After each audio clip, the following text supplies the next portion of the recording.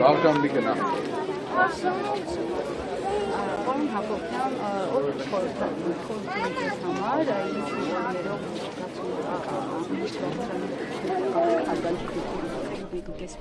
նահատակների հիշատակին։ Սա հայ ժողովրդի կյանքի տարեկան են միակորն է, երբ որ բոլոր հայերը, բոլոր նորմալ հայերը, այսպես ասենք, ըստ էության միավորվում են։ Եվ ես նոր բարձրանալուց հենց դա է մտածում, որ անկախ քաղաքական եւ նույնիսկ կրոնական տարբերություններից բոլոր հայերի համար այս օրը եւ ցավալի է իրողությունը, որն եղավ այսօր, միավորման ամենից առաջ մեծ դեր է կատարում։ Միաժամանակ սակայն ցավոք մենք դեռևս վտանգի տակ ենք 2023 թվականին տեղի ունեցավ ըստ էության ցեղասպանություն, որովհետեւ հայրենազրկումը եւ դրանից հետո դա արդարացումը եւս ցեղասպանական գործողություններ են, ընդ որում միջազգային փաստաթղթերով ամրագրված։ Փաստացի մենք 2 տարի առաջ ապրեցինք ցեղասպանություն, այն ինչ որ վերապրել էինք 1915-1923 թվականներին, 23 թվական եմ ասում, որովհետեւ վերջնական եղեռնագործը, հա, եկավ աջակցելու հովանավորելու նոր։ Այո,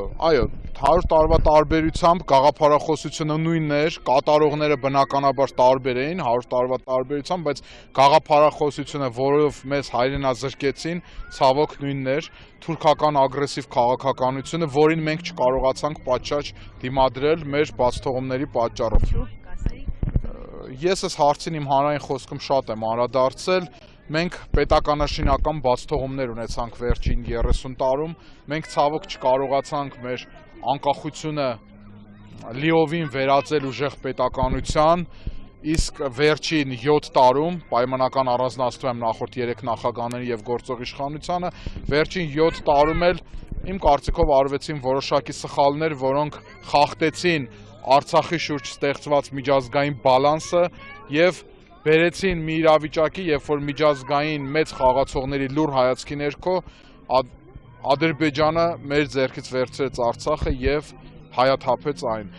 Իրոք ողբերգություն է տեղի ունեցել, որովհետեւ հայ ժողովրդի կենսատարածքը, որը մինչ Արցախի հայաթափումը 40,000 քառակուսի կիլոմետր էր, այժմ սահմանափակվեց 30,000 քառակուսի կիլոմետրից էլ պակաս տարածքով։ Այսինքն կեսը 4 սենյականոց բնակարանից 1 սենյակը խլեց մարդու ձեռքից, որովհետեւ մարդիկ պատկերացնեն։ Ավելին անվտանգային խնդիրներ առաջացան Հայաստանի Հանրապետության եւ հայ ժողովրդի համար, Արցախը վահան էր, ցավոք մենք վերջի հետ մինչև 2020 թվական այնքան էինք սովորել իրավիճակին, որ չէինք ոմանք մեզից չէին գնահատում այս ամենը, եւ հիմա մենք լիոլի խաղում ենք Արցախի վահանի բացակայության դեր եւ Խոզնավարի կրակոցները, երբ որ Սյունիքը խորը թիկունք էր, երբ որ Շուրնուխում մարդիկ չգիտեին թե թուրքը որտեղ է, ինչ է, այս պահեդրությամբ դարձան սահմանային ըստ էության բնակավայրեր։ Միակ խորհուրդը, խոհը այսօրվա, որ նորից եմ ասում, նոր էլ ասացի, պետք է ուժեղ լինել, պետք է ուժեղանալ։ Հակառակ պարագայում մենք դատապարտված ենք պատմության կրկնությամբ, ցավոք։ Ինչ վերաբերմունք ունեք նրան, որ պետությունը որդեգրել է պահանջատիրությունից հետ քայլ անելու, հա, քաղաքականություն, քանի որ դա համարում է այս պահին վնասակար։ Ես երևույթը բացասական եմ գնահատում մի քանի առումներով, թեև այսօր վարչապետի հայտարարությունը ավելի լավն էր, քան ես սպասում էի, բարեբախտաբար, եւ արտգործնախարարությունն էլ մեր ոչ վատ հայտարարություն տվեց, թեև բնականաբար կարող էին իրենք ավելի լավը լինել, այս օրվա հայտարարություններով կարծես թե որոշակիորեն այդ պահը մեղմվեց, բայց ընդհանուր առմամբ այո, ակնհայտ է, որ այսպես կոչված իրական Հայաստանի կոնցեպտը, որ առաջ է մղվում, թեկուզ լռությամբ, բայց լուսանցքում է թողնում հայոց ցեղասպանության խնդիրը, որը անընդունելի է։ Նախ անընդունելի է բարոյական առումով, անձը իր ծնողին, իր պապին, իր նախապապին չի կարող մոռանալ,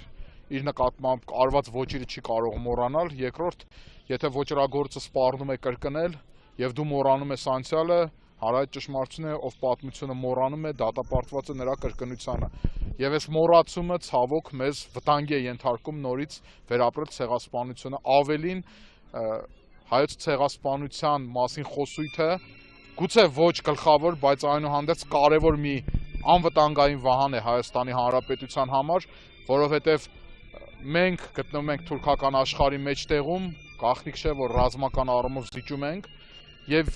եթե մեր վրա հարձակվեն, մենք պետք է միշտ խոսենք այն մասին, որ ահա կրկնվում է ցեղասպանությունը եւ աշխարհի մնացած 8 միլիարդ մարդկանց մոտ պետք է հենց այդ խաղը, այդ դրածուն, այդ իրավիճակը, այդ նարատիվը, որ ահա հայերին ցեղասպանել են, հիմա էլ են ցեղասպանում եւ դա կլինի ոչ մեր գլխավոր, բայց կարեւոր պաշտպանական նարատիվներից մեկը։ Եվ իրոք դա կլինի վտանգ։ Հիմա այսօր ունենք մենք այդ աջակցությունը պահանջատիրություն առաջ մղելու աշխարհում։ Գիտեք, հիմա տպավորություն կա, թե Հայաստանի Հանրապետության իշխանություններից շատ արտաքին աշխարհն է այս մասին խոսում։ Այսօր Մակրոնը շատ լավ հայտարարություն արեց միջազգային խաղացողներ Ռուսաստանը Մարիա Զախարովայի շուրթերով, Ամերիկայի Միացյալ Նահանգներից կլսենք հաշվի առնելով ժամային գոտիները դեռևս արձագանքներ։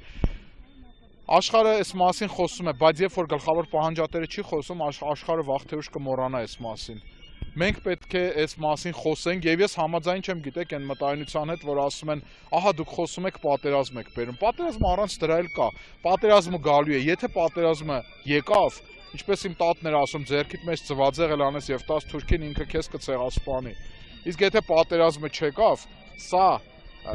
չի պատերազմի բերում, բայց սա ժողովրդի պաշտպանական այն ջիղը, տեսեք հիմա հսկայական քանակի մարդիկ բնազդաբար ըստ էության եկել են այս օրը, այսինքն մենք վերջի տասնամյակների խորհրդային, այո, նաև ձևակերպումներով, անկախ Հայաստանի ձևակերպումներով կարողացել ենք ստեղծել բնազդային ընկալում մարդկանց մոտ միասնականության, Թուրքին որպես վտանգի աղբյուր վերաբերվելու առումով։ Եվ հիմա մենք սա փաստացի կարող է քանդենք, եթե սենց տարիներ շարունակվի, սա կբթանա եւ կքանդվի։ Զիջողական եւ զգուշավոր քաղաքականությունը չի կանխելու ագրեսիան։ Դա ընդհանուր կանոն է եւ մարդկային հարաբերությունների եւ պետությունների, եթե դու թույլ եղար կենթանական թեկուզ աշխարհում նայեք, նապաստակը եթե անվերջ զիջում է գայլին, զիջում է, փրկում է դա իրեն, ոչ, գայլը վերջում հարվածում է։ Մարդկային հարաբերություններում տղամարդիկ կհաստատեն։ Եթե միշտ տղամարդկային հարաբերություններում մեկը անվերջ զիջում է մյուսին, ագրեսիան կանխում է, ոչ, ագրեսորը ավելի լկտի է դառնում։ Եվ վերջում մարդկության 5000-ամյա պատմություն գոյություն ունի։ Գիտեք, մեր ժողովրդի մեջ մի թյուր մտայնություն կա եւ ցավոք իշխանություններն էլ հաճախ այդ թեզը թեկուզ միջնորդավորված առաջ են տանում, թե մենք պահանջատեր ենք, դրա համար է Թուրքիան ագրեսիվ։ Ոչ, պատճառը եւ հետևանքը իրար հետ մարդիկ շփոթում են, ոչ թե մենք ենք պահանջատեր, դրա համար է Թուրքիան ագրեսիվ, այլ Թուրքիան ագրեսիվ է, մեզնից խլել է մեր ուզածը եւ մենք ստիպված պահանջատեր ենք, որպեսզի մեր ունեցածը հետ բերենք կամ գոնե ունեցածը չկորցնենք։ Հիմա իսկ այս 30 տարիների ընթացքում մենք պահանջատեր քաղաքացի սկերտել ենք։ Այո, ի պատիվ նախորդ 3 նախագահների պետք է ասել, օրինակ մարդիկ վկայեն, որ հայոց ցեղասպանության 100-ամյակի տխուր տարելիցը Սերժ Սարգսյանի օրոք 2015 թվականին ամենաբարձր մակարդակով նշվեց։ Դա բավարար է։ Ոչ, բավարար չէր։ Իդեպ խոսքը շարունակեմ, Ռոբերտ Քոչարյանի օրոք միջազգային ամենաբարձր ամբիոններից այս մասին խոսվեց, իսկ Լևոն Տեր-Պետրոսյանի օրոք էլ այս process-ի անկախ Հայաստանի process-ի սկիզբը դրվեց։ Ոչ, դա բավարար չէ։ Պետք է, ինչպես ասում են, բոլոր հարթուկներից այս մասին խոսել, անում էին, այո, անում էին, բայց եթե պայմանական 10 միավորը կլներ իդեալը, արվում էր 4-5 իմ գնահատմամբ, արվում էր, ավելին էր արվում, քան նույնիսկ հիմա, բայց դա քիչ էր։ Տեսեք հիմա աշխարհում հրեաների ցեղասպանությունը ինչ հանրահայտ ճշմարտություն, բրենդ, վատ իմաստով, հոլոկոստ, միանգամից հրեա, գերմանացի, նացիստ եւ այլն։ Իսկ մենք ինչ ենք անում։ Նորից եմ ասում, 2015 թվականը հիանալի կազմակերպվեց եւ փառք ու պատիվ են ժամանակվա իշխանություններին այդ առումով։ Սա պետք է ասել, էլի,